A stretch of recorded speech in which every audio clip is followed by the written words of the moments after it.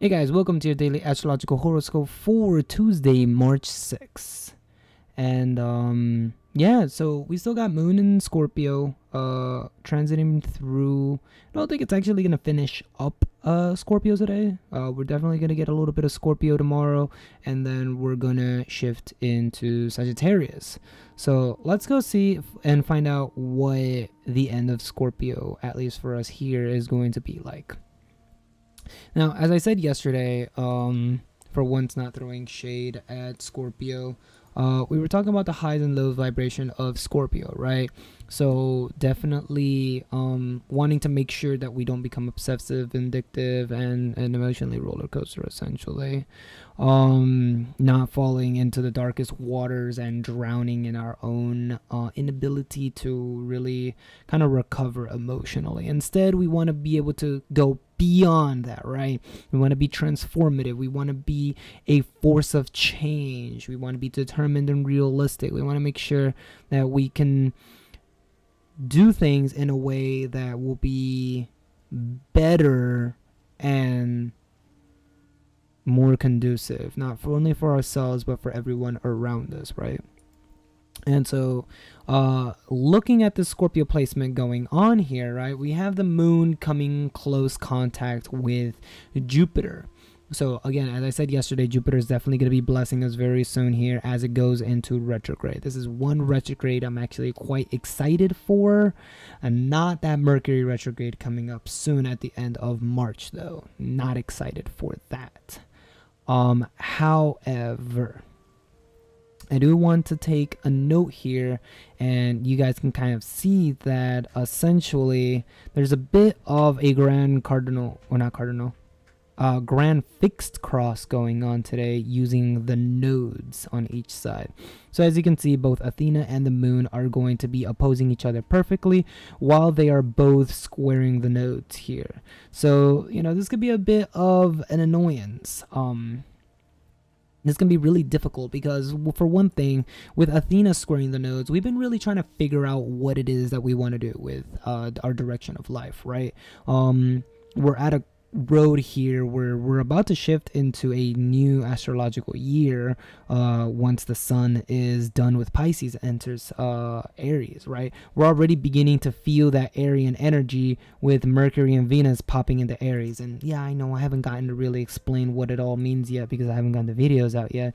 But basically for now, it's changing our mindset. It's changing the things we like. We're definitely moving into a more hot, fiery, quick-paced type of sign. And of course, we have the planet of change in here chilling at the end of the sign. So there's definitely a desire for a lot of change in regards to all of this. And I know that sounds a little bit repetitive. I was trying to find a bit of a synonym, but really that's just like the name of the game here. There's a lot of change going on. You know, we're not quite that new year yet, but we're getting that feel of it. We're getting those thoughts and those desires, and it's really beginning to feel like, oh yeah, things are going to start anew, things are going to start picking up, things are going to start feeling great. But we're not quite there yet, which feels a little uncomfortably weird, because usually you would want those signs behind the sun, not in front of the sun, because it means that we're kind of like, you know, when you're at a race and they're like 3, 2, 1, go, right? It's more like 3, 2, hey, get behind the line, stop trying to get in front of everybody else. That's kind of what's going on right now. So it feels a little weird. It feels like it's almost Aries, but it's not quite Aries, right? I think we were talking about this not that long ago with here in the East Coast. It's like, oh, it was almost spring, and then all of a sudden we got this huge cold wind draft thing, and now it's like we were up in like 60, 70 degrees, and all of a sudden back to like 40s and 50s. It's like, why? It was feeling so great. Why did we come back down? It's like, we're not at Aries yet. You better calm your horses. It's like, come on. So that's kind of the feeling that we're going to be really delving into for the next, I guess, something like 2 weeks. until the sun finally catches up with the rest of the signs in Aries, so that we can really begin to have that bloom occurring inside all of us. But, as far as today goes, having this moon opposing Athena, we're really going to be very emotionally torn in the directions that we've been trying to go in. Because again, with Athena, we've been trying to go to our north node while trying to squash our south node and try to make sure that we go in a proper direction. I mean, we still have that yod going on here with Saturn being a sextiling Juno, and both of them being in conjunct to the north node, right? So, or excuse me, not the north node, Ceres. So again, this is really about nurturing those things that we're trying to be really committed to, those ideals and that we're really committed to, and really figuring out how we can manifest them, how we can make them real, using the small tools that we have available. How do we achieve? That's the big question with Saturn and Capricorn, is how do we achieve? We don't want to just engage in something for the fun of it. This isn't Sagittarius. We don't want to engage in this because we're retarded, because we're doing this mindlessly. It's a little bit of an Aries, I'll admit. We're not doing this because we're being pressured by society or because society itself is doing it. There's no air signs in here. We're doing this for the sake of achieving. How do we achieve our ideals? How do we nurture these ideals and bring them into the realm of the material plane, which is still this Virgo full moon transit? So there's a lot of questions to be asking here, and sometimes, throwing out all the questions at once can seem a little overbearing, right? It's like when you sit down in a classroom and you're taking a test, and teacher's like, here you go, dumps a packet on your table and says you have 1 hour to complete this, and you look at it and it's like, there's like 85 questions here. Like, there's more questions than there are minutes to be able to complete this, right? It can be a little too much. So and trying to take this one day at a time, one step at a time. Yesterday you were kind of asking yourself different questions. Today you're kind of asking yourself emotionally, how do I feel about the direction I'm going, the actions that I'm taking, the way that we're going about the visions and ideals that I've had, the desires moving forward, the things I want to nurture, the things I want to squash. It's still a lot of questions. Even now, right? You may not have 85 questions today, but you'll have like 20. You have 20 for 60 minutes, so you still got 3 minutes per question. Let's go. So it can still feel very daunting a bit, but these are questions that will really help you to move forward, to really elevate yourself, to transform yourself, to realize what is important to you, right? Because the moon is in Scorpio. This is intimacy. This is that moment where you feel very intense about your ideals, about you, the things that are emotionally important to you, especially the things that have to do with your optimism, your faith, your belief, what is right, what is wrong, how do I go about things, how do I help people, how do I make things real? You got to make it real. I need to put some sonic music in here.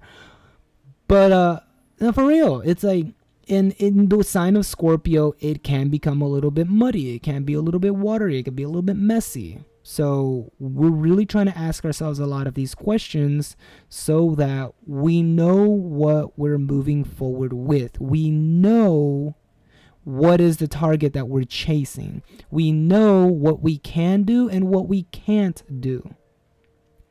And so, again, that opposition with Athena is all about this direction that I'm going in. Is this really the direction that I feel comfortable with? Is this the direction that I feel connected with, that I feel that intimate connection to, that I'm 100% not necessarily committed, but wanting to invest into it? That's what today's really questions are all about.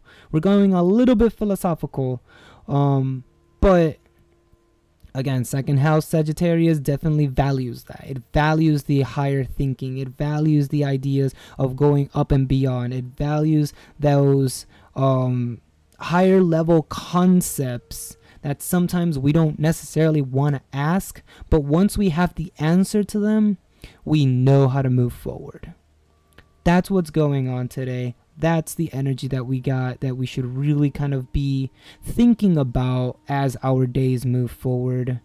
And everyone's answer is going to be essentially going to be different. It's not necessarily going to be the same, but you need to find your own answer. You need to come to your own conclusion. And once you have that knowledge that you were seeking, you can make the plays that you've been thinking about. You can make the moves that you've already anticipated in advance. You could put your plans into motion. So again, this is a lot of really good stuff happening to us before the astrological year comes to an end, because once the sun enters Aries, that's it. We're starting anew. So we definitely want to finish a lot of these karmic cycles, a lot of these old baggages that we're still carrying with us. Definitely want to bring an end to all of that stuff. Identify it. Realize that there is something that needs to be changed. Identify what that issue is, and then ask yourself, what can I do to transform this? Simple 3 questions. Now, of course, finding the answers isn't so simple, but once you have it displayed, it can no longer hide from you. And if it can't hide from you, you can tangibly, right? Question mark. See it, grab it, and take a hold of it. Because when it's incorporeal, you can't do anything with it. It's beyond your ability to grab it. So definitely you want to make sure you have a grasp of the situation. And yeah, that's kind of really what today's energy is going to be like. I know that definitely the last 2 days, including today, of course, have been a little bit, question heavy and stuff. It's very kind of serious, I suppose, because it is Scorpio. They're rather serious people, even though they don't necessarily always show that, or they don't ever want to admit it, I should say. But they are very important questions that we really should be asking. And how do we get that done, right? How are we able to go from that step 1 to step 2? So hopefully this has been really helpful for you guys. I do appreciate you guys' viewership and your support as usual. Stay safe, stay positive, and I'll catch you guys on the Wednesday cast. Peace.